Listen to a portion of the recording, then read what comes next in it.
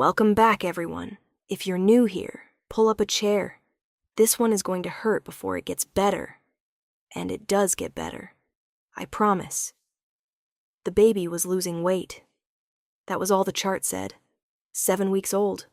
200 grams below his birth weight. Then another 100. Then another. The pediatric ward at Hansung Medical Center was busy that Tuesday morning. 3 attending physicians had reviewed the file. All 3 had noted the weight loss. All 3 had ordered the same tests. All 3 had found nothing.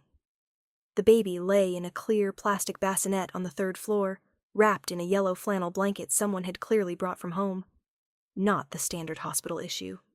Someone loved this child enough to bring a blanket from home, but no one was there. The nurses at the station had been told to call a number if there were any updates.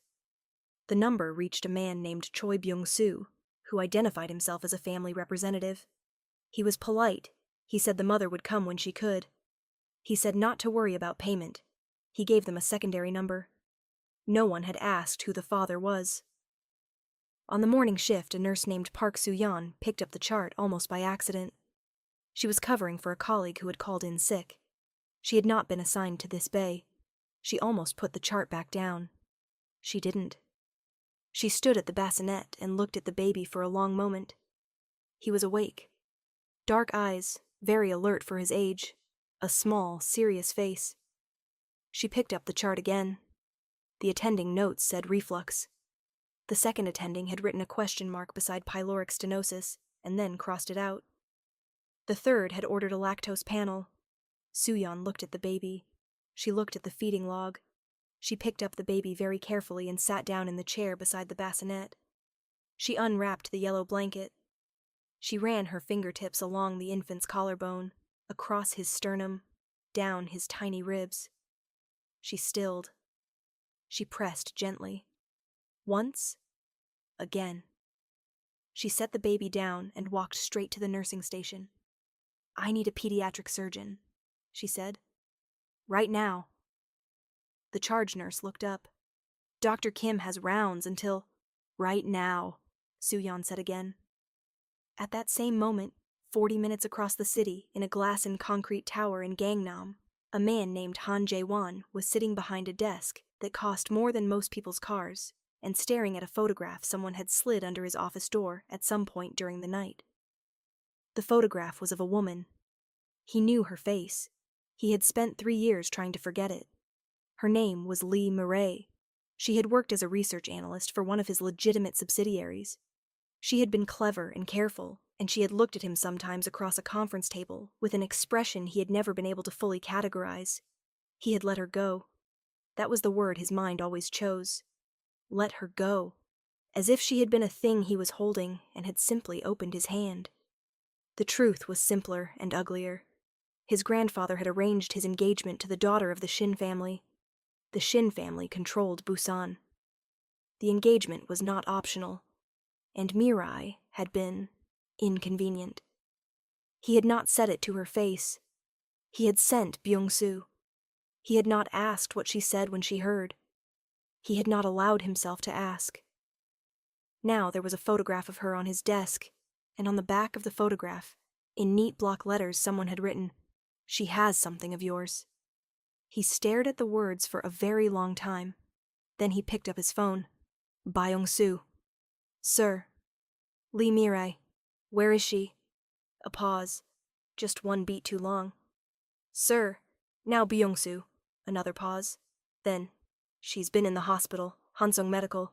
A complication after a delivery." The room went very quiet. "A delivery," Jae-won said. "Yes, sir." "When?" 7 weeks ago."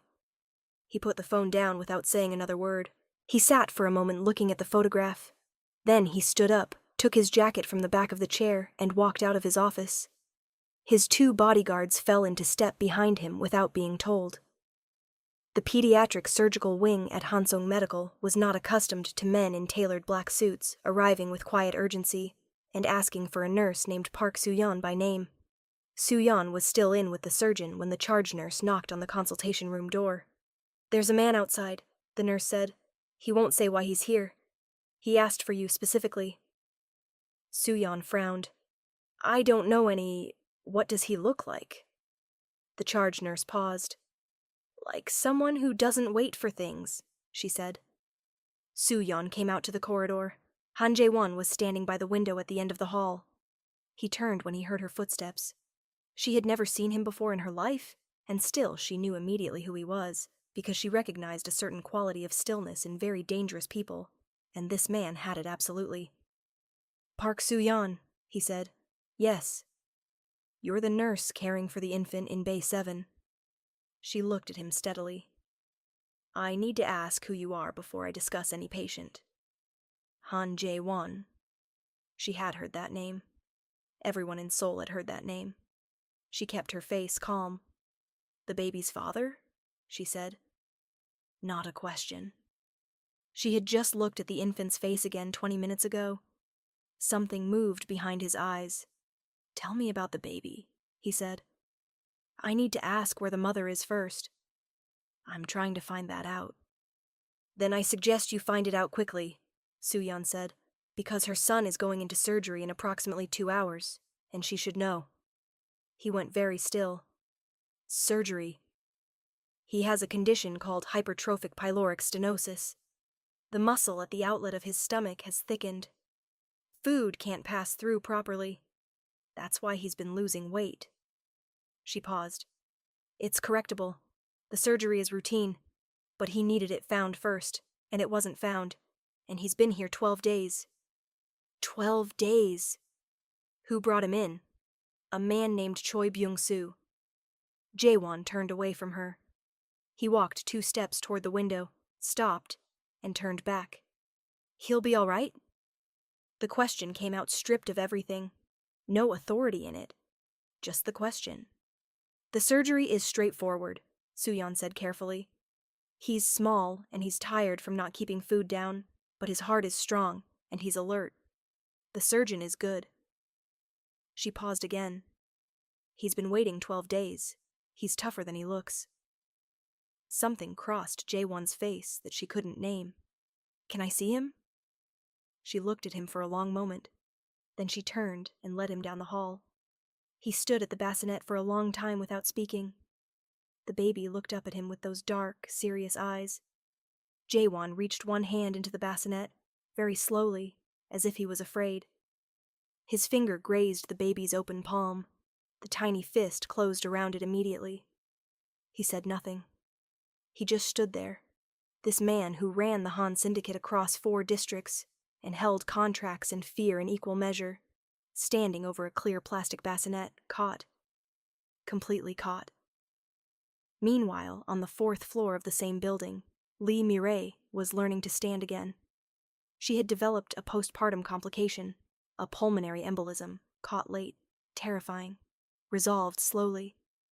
She had spent the first week in intensive care. She had spent the next 3 weeks unable to walk more than a few meters without her chest tightening. Her mother had come from Dijon and had sat by her bed every day and had not said a single word about Han Jae-won's name, which Mirai had included in the hospital paperwork under next of kin, and then crossed out, and then written in again.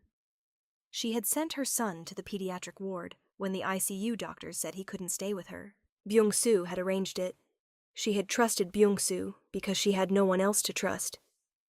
She was in the hallway with her physical therapist, walking the corridor with careful, measured steps, when she looked up and saw him. She stopped. He was coming around the corner from the pediatric wing. He saw her at the same moment. Neither of them moved. Her physical therapist looked between them. Mrs. Lee? Give me a minute, Mirai said. The therapist stepped back. Mirai looked at Jae-won. He was thinner than she remembered. There was something in his face she didn't recognize, something cracked open that hadn't been there before. She watched him look at her. At the hospital gown, the IV line still in her forearm, the way she was standing slightly tilted because her chest still ached. How long have you been here? He said. 7 weeks. He closed his eyes briefly. Mirai. Don't, she said quietly. He stopped. You sent Byung-soo to tell me that my presence would complicate your engagement. Those were the words Byung-soo used. Complicate your engagement. She paused. I found out I was pregnant 2 days later. He said nothing. I didn't tell you, she said. That was my choice. I want you to know I understood what I was choosing. I wasn't going to complicate your engagement. She said the last 2 words in a tone that carried nothing, just the words themselves, delivered cleanly. His name, Jae-won said. She looked at him. I want to know his name, he said. A long silence. Han Seo-jun, she said. I gave him your name.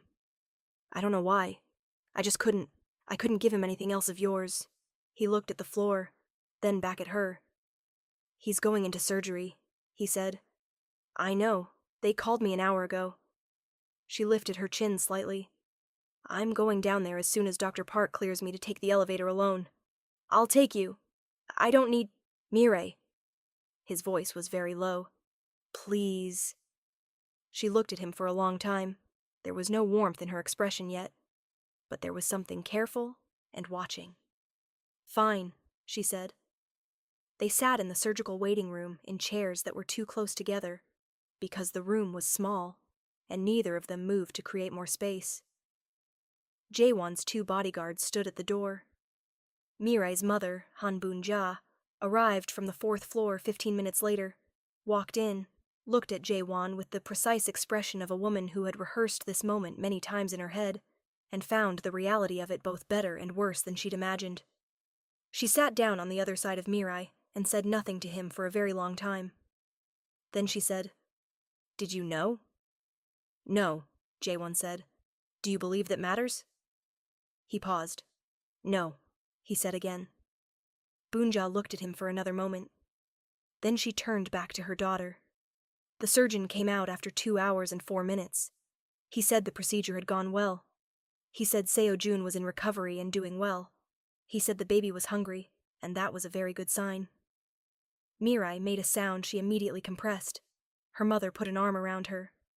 Jae-won sat forward with his elbows on his knees and stared at the floor and breathed. They let Mirai into the recovery room first.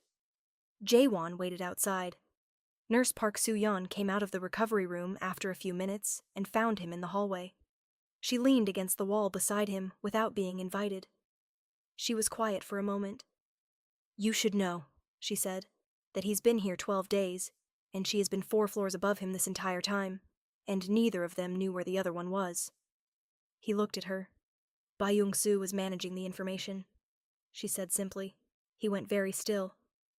I thought you should know that, she said, because whatever you decide to do next, you should do it with the full picture. She pushed off from the wall and walked away. He found Byung-soo at the parking level of the hospital. Byung-soo saw his face and went immediately still. You kept them apart, Jae-won said. Byung-soo said nothing. She was 4 floors up and you told neither of them. Sir, I was trying to protect. Who were you protecting? Silence. The Shin engagement, Jae-won said. You were protecting the Shin engagement. I was protecting the syndicate's position with, I didn't ask you to do that, Jae-won said. His voice was absolutely flat. I didn't ask you to make that choice for me. Byung-soo looked at the ground. No, sir, you didn't. A long pause. Go home, Jae-won said. We'll talk tomorrow. Byung-soo hesitated. Go home, Byung-soo. He left. Jae-won stood alone in the parking level for a moment. Then he went back upstairs. That's the halfway point, and if you're feeling things right now, you're not alone. Drop a comment below. Are you Team Mirai, or do you think Jae-won deserves a chance? And if you haven't subscribed yet, please hit that button right now, because what happens next, when the real threat arrives, and trust me, it arrives, you do not want to miss it. The photograph under Jae-won's door had not been an accident. He had known that from the moment he saw it. Someone had sent it deliberately. Someone who knew about Mirai, about the baby, about the engagement to Shin Ye-rin, the Shin family, specifically Shin Ye-rin herself. Jae-won had understood this the moment Soo-yeon said Byung-soo's name, because the only person who had known the full picture, Mirai, the baby, the separate floors of the hospital, was Byung-soo. And Byung-soo had been frightened enough of discovery to separate a mother from her infant's ward without blinking. Someone had gotten to Byung-soo, or Byung-soo had gone to someone. 2 days after Seo-jun's surgery, an envelope arrived at Hansung Medical addressed to Lee Mirai, room 412. Inside was a single printed page. It said, "The Han boy has no claim to anything. Take your child and go back to Daejeon. This is the last polite request." Mirai read it, folded it, and put it in her bedside drawer. Then she called Jae-won. He answered on the first ring. "Someone sent me a letter," she said. "I know. Security flagged it." "You have people watching the hospital?" "Since yesterday." A short silence. "I don't want to be managed," she said. "I know that too." "Then talk to me like a person, Jae-won. What is this?" He told her. All of it. The Shin engagement, Yirin's family, the political architecture of the alliance between the Han Syndicate and the Shin interests in Busan. He told her that the engagement had not yet been formally dissolved, and that Yirin had known for some time that his attention had moved, even before he knew where it had moved to. Mirai listened without interrupting. "Are you still engaged to her?" she asked when he finished. "No." "When did that change?" "Yesterday," he said. A beat of silence. "That's very recent," she said. "Yes." "I need you to be honest with me, Jae-won. Not strategic. I'm not a position on a board. I'm asking you a real question." "I know." "Then answer it. Why did you end it yesterday and not 3 years ago?" He was quiet for a moment. "Because 3 years ago I thought the cost of keeping it was bearable," he said. "I was wrong about that." Another silence. "Seo-jun," she said softly. "It's not only Seo-jun." She didn't respond to that. "I'll deal with Yirin," he said. "No," Mirai said. "Mirai. You will not deal with her the way you deal with things. She sent a letter. It was threatening, and it was ugly, but it was a letter. You will not do whatever it is your instinct is telling you to do right now." He was silent. "Jae-won, promise me. It's not that simple. Make it that simple." A very long pause. "Yirin will be handled through legal channels," he said finally. "Her family will be told that the Han Syndicate considers the engagement dissolved. There will be financial restitution to the Shin family for the broken arrangement. The letter will be documented and held." He stopped. "No one will be threatened. No one will be harmed." "Good," Mirai said. "You believe me?" "I don't know yet," she said honestly. "But I believe you want me to." Seo-jun came to Mirai's apartment in Mappo, a small, bright place with plants on the windowsill, 3 weeks later. Jae-won came with Mirai's mother to bring them home from the hospital. He carried the car seat. He had practiced buckling it in the parking garage the night before, alone, for 40 minutes, until he had it right. Bunja watched him from the passenger seat the whole drive and said nothing. He carried the car seat up the 3 flights of stairs because the elevator was broken. He stood in the small living room of the apartment and looked around at the plants, the books on mismatched shelves, the framed photographs of Mirai's university friends, the single yellow blanket folded on the back of the couch, the same blanket from the hospital bassinet. He set the car seat down very carefully. Seo-jun was looking at the ceiling. "The light is different here," Bunja said, watching the baby. "He can tell." Jae-won looked at his son, looking at the ceiling. He sat down on the floor beside the car seat without being asked. He didn't pick the baby up. He just sat there at eye level, and Seo-jun eventually turned his head and found his father's face. They looked at each other. Bunja went into the kitchen without comment. Mirai stood in the doorway and watched the two of them. "He has your eyebrows," she said. "He has your mouth," Jae-won said. She almost smiled. Not quite. The Shin family's response came 2 weeks later, as Jae-won had predicted it would. It did not come as a letter this time. 2 men arrived at the entrance to Mirai's building at 11 in the evening. They didn't come upstairs. They simply stood at the entrance. A 3rd man waited in a car across the street. They were there when Mirai looked through her window before going to bed, and they were there when she woke at 2 in the morning to feed Seojun. She called Jae-won. "I see them," he said. He was already in a car 2 blocks away. She hadn't known. "This is what I was talking about," she said. Her voice was very calm. "This world. This is what you've built." "I know." "Seojun is 10 weeks old." "I know." "This cannot be his life." A long pause on the line. "Come down," he said. "Both of you. I'm taking you to my grandmother's house in Bukchon. It's safe. I need tonight to make this stop." "Jae-won?" "Mirai, I'm not asking you to trust me with everything. I'm asking you to trust me with tonight." She looked at Seojun sleeping in the bassinet. His small, serious face. The scar from the surgery so small she could barely see it in the dim light. "I'll be downstairs in 5 minutes," she said. He took them to the house in Bukchon, a traditional hanok where his grandmother, Han Sun-ai, was 91 years old and still managed to project the moral authority of someone considerably younger. She was awake when they arrived. She always was, at all hours. She stood in the inner courtyard in a house robe and looked at Mirai carrying a baby, and then looked at her grandson and said nothing for a long moment. "Is this the child?" she said. "Yes, Halmoni," Jae-won said. "And this is his mother." "Lee Mirai." Suni looked at Mirai directly. "My grandson sent you away." "Yes." "And you didn't tell him?" "No." "Good," Suni said crisply, and everyone blinked. "If you had told him under those circumstances, he would have turned it into a negotiation. Men like him turn everything into a negotiation. Better he found out when he had nothing to negotiate with." She gestured toward the inner room. "Come inside. It's cold." Jae-won left them there and drove back across the city. He spent the next 4 hours in a meeting room with 3 lawyers, 2 senior figures from the Han Syndicate's inner council, and a representative from the Shin family's legal team who had arrived, nervous and unbidden, shortly after midnight. The conversation was long.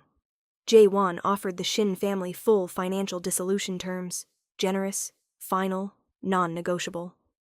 He made it clear that the 2 men who had stood outside Mirai's buildings would not do so again. He was specific about the consequences if they did. He was not violent. He was not theatrical. He was simply entirely clear. The Shin representative called someone on his phone, spoke quietly, listened, and then said that the Shin family accepted the terms. The 2 men outside Mirai's building were gone by 3 in the morning. Jae-won sat alone in the empty meeting room for a little while afterward. Then he took out his phone and began making other calls. Different calls, about an exit, about a restructuring of the Han Syndicate's leadership, about a transition that would take months but could begin tonight. He had known for a while that this moment would come. He just hadn't known what would finally make him walk toward it instead of away from it. He came back to Bukchon at dawn. Mirai was in the inner room, feeding Seojun in the early light. Sune was asleep. The house was quiet. Jae-won sat down across from her. He was still in last night's suit. He looked tired in a way that had nothing to do with sleep. "It's done," he said. She looked up. "The Shin family?" "Yes." She studied his face. "And the rest of it?" He met her eyes. "I'm stepping down from the syndicate," he said. "Not today. It takes time. But it started." He paused. "I can't ask you to build a life near what I've been. I won't do that to him." Mirai looked at Seojun.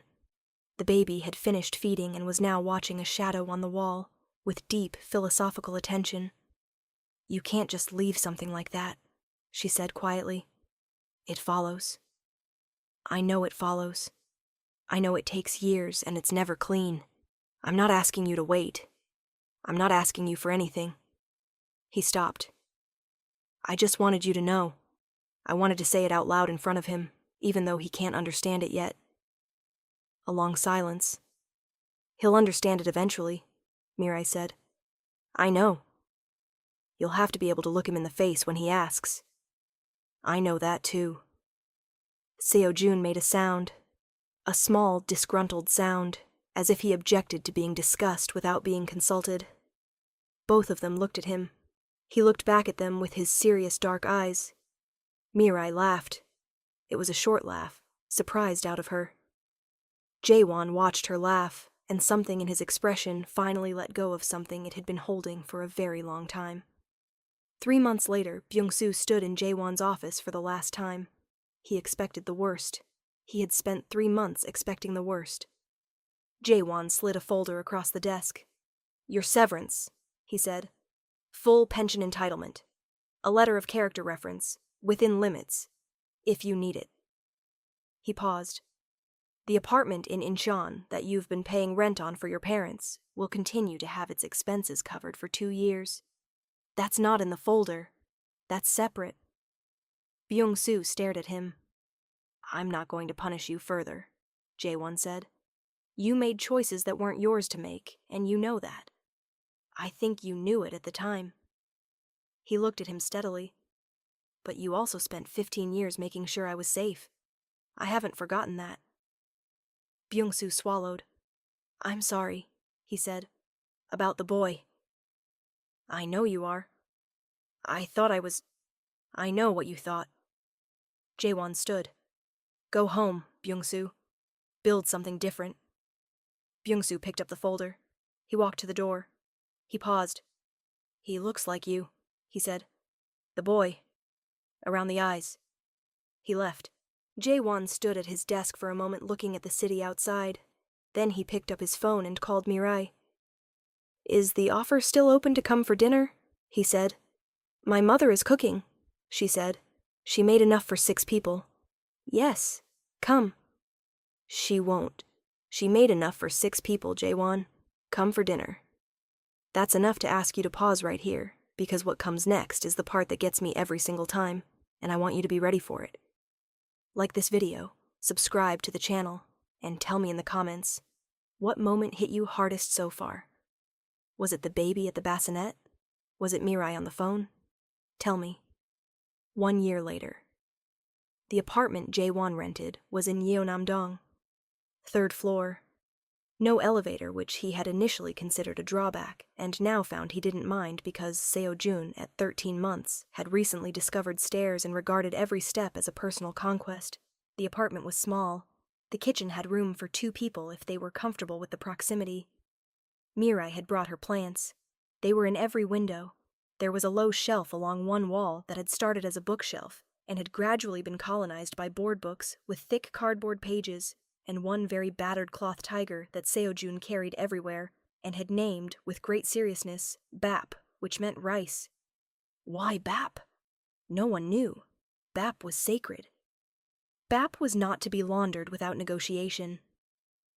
Jaewon sat on the floor on a Saturday morning in October, while Seo-jun systematically removed everything from the low shelf and relocated it to the kitchen. This was the morning project. Jaewon followed behind him, replacing items, and Seo-jun would look back at him with an expression of absolute bafflement at this interference before returning to work. Mirai came in from the kitchen with 2 cups of coffee. She set one on the floor beside Jaewon and sat next to him against the wall. They watched Seo-jun work. The transition review is next month, Jaewon said. I know. After that, the last of the legal restructuring. Then it's done. He picked up his coffee. The lawyers say another 8 months for the remaining asset transfers. Clean. And after that? I thought I might study something, he said. She looked at him. What? I don't know yet. A pause. I was good at economics. I hated it. Something else. He was quiet for a moment. Something that makes something. Mirai looked back at Seo-jun, who had just successfully relocated Bap to the kitchen floor and was now standing over the tiger with his hands on his knees, surveying the new arrangement like a very small general. He'll ask you someday, she said. About before. I know. What will you tell him? Jaewon thought about it honestly. The truth, when he's old enough for it, not a cleaned-up version. He looked at Seo-jun. He deserves the real thing. Mirai nodded slowly. He already knows something is different about you, she said. He watches you very carefully. I know. He's been doing that since the hospital. He was doing that from the bassinet, she said. The first time you came in and put your finger in his hand. He was quiet. I watched you through the window, she said. Soo-yeon brought me down in a wheelchair to the corridor window. I saw your face. She paused. I needed to see your face before I decided anything. He turned to look at her. And? You didn't look like a man calculating a position, she said. You looked like someone who had just understood something terrible about how much time he'd wasted. A silence. That's accurate, he said. Seo-jun appeared in the kitchen doorway, Bap clutched by one ear, looking at both his parents with the imperious expectation of someone who has completed a major infrastructure project and requires acknowledgement. Bap, he announced. Yes, Mirai said seriously. Very good, Seo-jun. He looked at Jaewon. Jaewon looked at his son. Very good, he said. Seo-jun examined his father for a moment with those dark, serious eyes that he'd had since the bassinet, and would have, Jaewon suspected, until the end of time. Then he turned and disappeared back into the kitchen, presumably to reorganize something else. Mirai picked up her coffee. Outside the window, the Yeonam-dong street was doing its Saturday morning things. A delivery bicycle going past, someone's radio briefly audible, the smell of breakfast from the bakery 2 buildings down. Soo-yeon is coming for Seo-jun's birthday next week, Mirai said. I know, I told her I'd pick up the cake. The one from the place in Hapjeong? She likes the red bean, she told me very specifically. Mirai smiled at the window. She saved his life, she said quietly.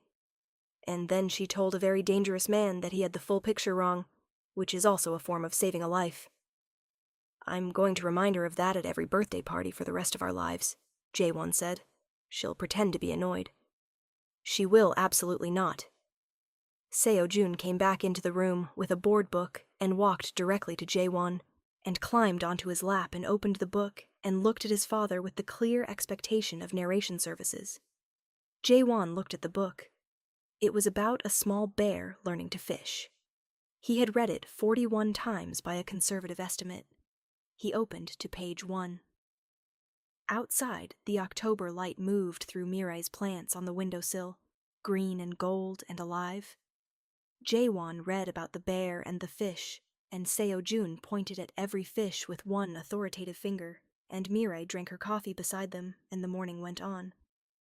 And that is the story of Han Jae-won and the baby, who a nurse named Park Soo-yeon refused to walk past. Thank you so much for being here today. I want to ask you specifically, tell me in the comments, what was the moment that got you? Was it Jaewon alone at the bassinet? Or was it Seo-jun with Bap in the shelves? Or was it Soo-yeon telling a dangerous man he had the full picture wrong? I genuinely want to know. If you haven't subscribed yet, please do. There is so much more where this came from, and every single story is made with you in mind. Like, comment, subscribe, and I will see you in the next one. Take care of yourselves.